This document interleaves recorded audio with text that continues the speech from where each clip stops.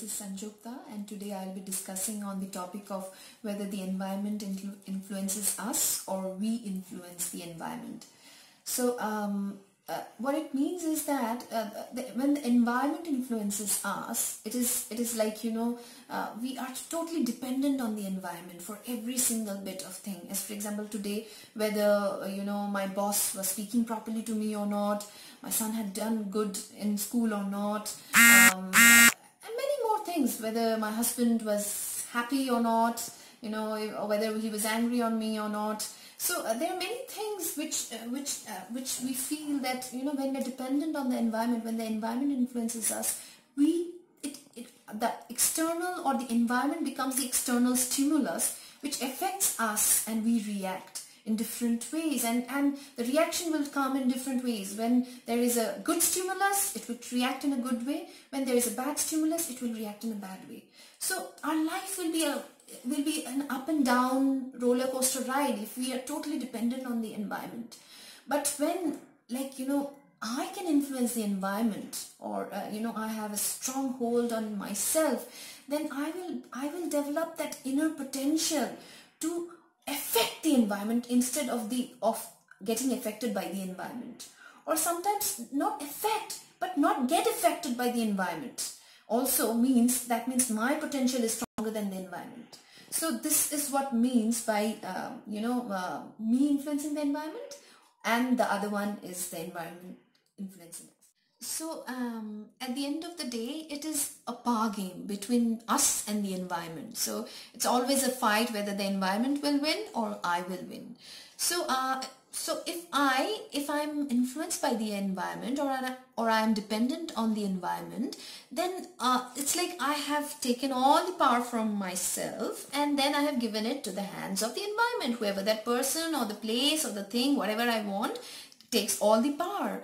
And then isn't it so? We feel so weak. It's like, are we that weak that like any other thing, any Tom, Dick and Harry can influence me? Or it is the other way around, that I take out all the power in myself and become so strong that I don't get affected by the environment, and instead when I stop getting affected by the environment, in the process there will be a time when I can start affecting the environment in a positive way. So this gradual process will happen only when I start believing the power that I can hold, and I will not be dependent on anything in the environment, and then that stimulus will be pointless for me, because I'm unaffected by whatever is happening in the environment. So when we hear about power, we become very confused, thinking that do we really have that kind of power inside us, which can influence the environment, or we not getting affected by the environment?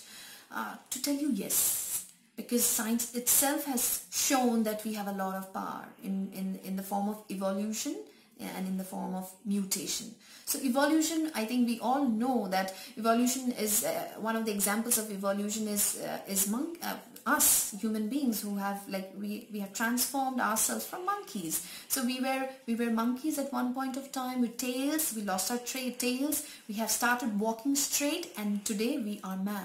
We are human beings. So the other kind of thing that shows evolution is our appendix. So appendix was used when we used to have raw food. We now don't take raw food, so we don't need appendix. So this is one example. These are two examples of how evolution worked. And there is something called mutation, and mutation means when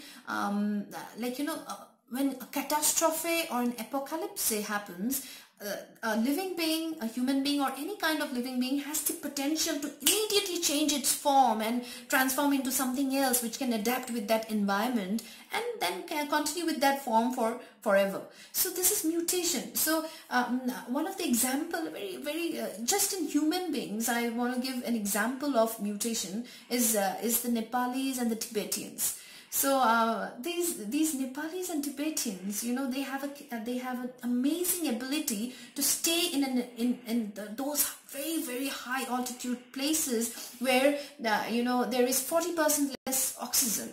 So they can survive in 40% less oxygen areas, because with process of time, science has researchers has shown then that they have developed broader and bigger chests and larger lungs to inhale air in every single breath, more air in every single breath. So these two are examples of evolutions and mutations which show that we have a lot of power inside us, loads of power inside us. Now it is up to me, when I know that I can have the power to feel, can I be that, can I feel that completeness without needing anybody's validation or any power or any work from outside. Work is important. I'm never saying that working a lot is bad, but when we are working just to forget everything and work, it means then there is something wrong.